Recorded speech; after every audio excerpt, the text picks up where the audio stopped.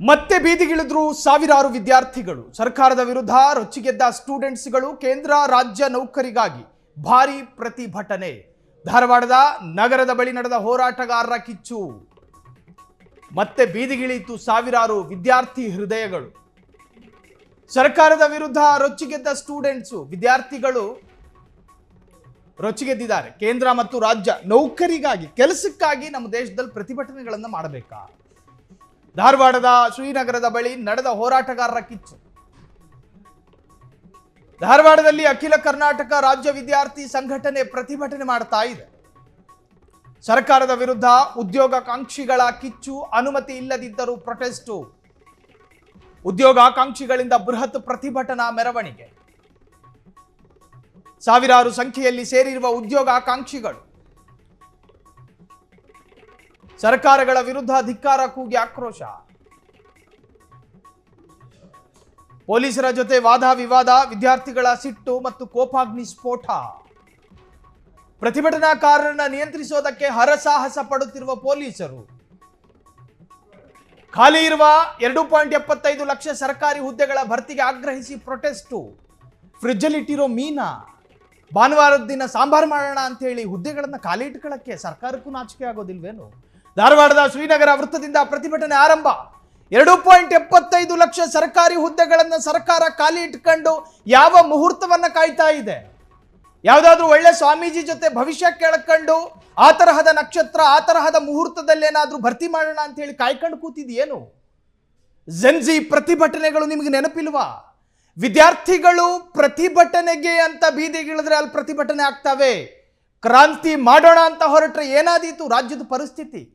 ಇದರ ಬಗ್ಗೆ ಯೋಚನೆ ಮಾಡಬೇಕಾಗಿದ್ದ ಇಲಾಖೆಗಳು ವಿದ್ಯಾರ್ಥಿಗಳ ಈ ಕಿಚ್ಚನ್ನ ಕಾದು ನೋಡುವ ತಂತ್ರಕ್ಕೆ ಬಿದ್ದಿದ್ದಾವೆ. ನೋಡ್ರಯ್ಯ, ನೀವು ಅವರನ್ನ ತಾಳ್ಮೆಯಿಂದ ಕಾದು ನೋಡಿದ್ರೆ ಅದು ಪ್ರತಿಭಟನೆಯಾದೀತು. ಆದರೆ ಈ ವಿಚಾರದಲ್ಲಿ ನಿರ್ಲಕ್ಷ್ಯಗಳನ್ನು ಮಾಡ್ತಾನೆ ಹೋದ್ರೆ ಕ್ರಾಂತಿಗೆ ತಿರುಗಿತು ಜೋಪಾನ. ವಿದ್ಯಾರ್ಥಿಗಳ ಕಿಚ್ಚು, ರೋಷಾಗ್ನಿ. 2.75 ಲಕ್ಷ ಸರ್ಕಾರಿ ಹುದ್ದೆಗಳು ಖಾಲಿ ಬಿದ್ದಿದ್ದಾವೆ. ಒಂದು ಸಂವಿಧಾನ ಇರುವ, ಡೆಮಾಕ್ರಸಿ ಸಿಸ್ಟಮ್ ಇರುವ ದೇಶ ಇದು ಭಾರತ. ರಾಜ್ಯವನ್ನಾಳುವಂತಹ ಸರ್ಕಾರ ಖಾಲಿ ಇಟ್ಕೊಂಡಿರೋದು ಯಾವ ಉದ್ದೇಶಕ್ಕೆ? ಅದನ್ನಾದ್ರೂ ವಿದ್ಯಾರ್ಥಿಗಳ ಮುಂದಿಡಿ. ಕಾಂಟ್ರಾಕ್ಟ್ ಬೇಸ್ ಅಥವಾ ಕಾಂಟ್ರಾಕ್ಟರ್ಗಳನ್ನ ಕಾಯ್ತಿದ್ದೀರೇನು ಗುತ್ತಿಗೆ ಕೊಡೋದಕ್ಕೆ? ನಿಮಗೆ ಸರಿಯಾದ ಅನುಕೂಲಕರವಾದಂತಹ ಗುತ್ತಿಗೆದಾರರು ಯಾರು ಸಿಗ್ತಿಲ್ವೇನು? ಯಾಕೆ ಖಾಲಿ ಇಟ್ಟಿದ್ದೀರಿ ಅನ್ನೋದನ್ನ ಕಾರ್ಮಿಕ ಇಲಾಖೆ ಆದರೂ ಕೂಡ ಸ್ಪಷ್ಟಪಡಿಸಬೇಕು, ಅಥವಾ ರಾಜ್ಯ ಸರ್ಕಾರ ಇದ್ರ ಬಗ್ಗೆ ಪ್ರತ್ಯೇಕವಾದ ಗಮನ ಹರಿಸಬೇಕು. ಕಣ್ಣುಗಳಲ್ಲಿ ಗಂಭೀರತೆ ಕಾಣ್ತಾ ಇದೆ. ವಿದ್ಯಾರ್ಥಿಗಳ ಕಣ್ಣುಗಳಲ್ಲಿ ಅವರ ಹೃದಯ ಭಾರವಾದಂತೆ ಭಾಸವಾಗ್ತಾ ಇದೆ. ಸುಖ ಸುಮ್ಮನೆ ಬೀದಿಗಳು ಶೋಕಿಗೋಸ್ಕರ ಪ್ರತಿಭಟನೆ ಮಾಡ್ತಿಲ್ಲ. ಇವತ್ತಿನ ದಿನ ಹುಬ್ಬಳ್ಳಿ ಧಾರವಾಡದ ಕಮಿಷನರ್ ಹರಸಾಹಸ ಪಡಬೇಕಾದ ಸ್ಥಿತಿ ನಿರ್ಮಾಣ ಆಗಿದೆ. ಬ್ಯಾರಿಕೇಡ್ ಸಾಕಾಗದೇ ಇರತಕ್ಕಂಥ ಪರಿಸ್ಥಿತಿ ಎದುರಾಗಬಹುದು. ಆ ಭಾಗದಲ್ಲಿ ನಾಕಾಬಂದಿಗಳು ಹೊರ ಜಿಲ್ಲೆಗಳಿಂದ ತರಿಸಬೇಕಾದ ಪರಿಸ್ಥಿತಿ ಬಂದಿತ್ತು. ಹುದಾದಲ್ಲಿ, ಹುಬ್ಬಳ್ಳಿ ಧಾರವಾಡದಲ್ಲಿ ವಿದ್ಯಾರ್ಥಿಗಳು ಕೋಪಗೊಂಡು ರಸ್ತೆಗಿಳಿದು ತಮ್ಮ ಹಕ್ಕನ್ನು ಕೇಳ್ತಿದ್ದಾರೆ.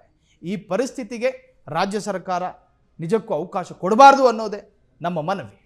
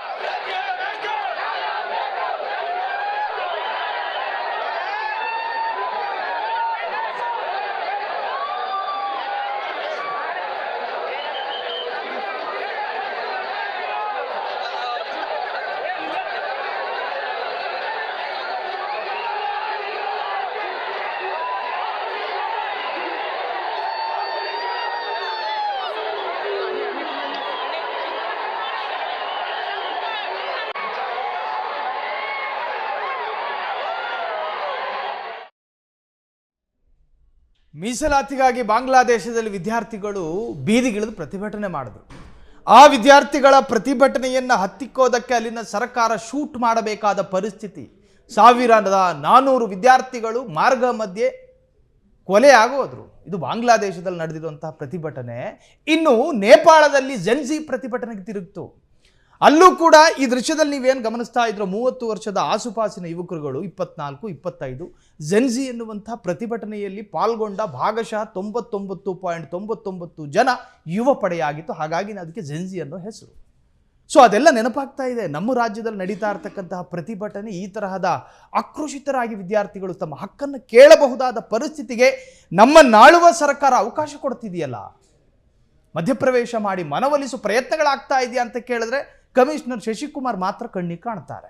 ಇನ್ಯಾವ ಪ್ರಯತ್ನಗಳು ಅಲ್ಲಿ ಈವರೆಗೂ ನಡೆದಿಲ್ಲ ಅನ್ನೋದೇ ವಿಪರ್ಯಾಸ.